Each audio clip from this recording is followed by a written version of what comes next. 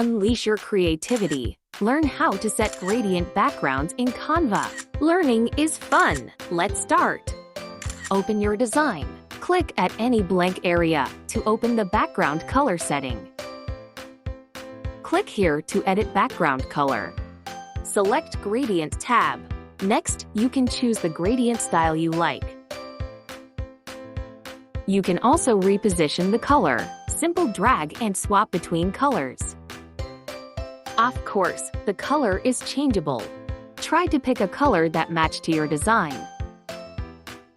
Let's add some effect so that this design will look more outstanding. Click the image and duplicate it. Now, flip the second image vertically and align it with the first image. Next, adjust the transparency. Let's add a shadow to the first image. Choose Drop Effect and adjust the setting. Here's a tip for you. Click the Position tab and you can drag and reposition all the elements.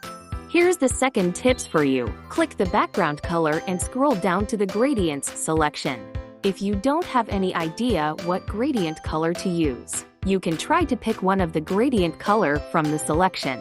Download your design if you're satisfied. Please like and follow my channel for more fun Canva tricks. See ya!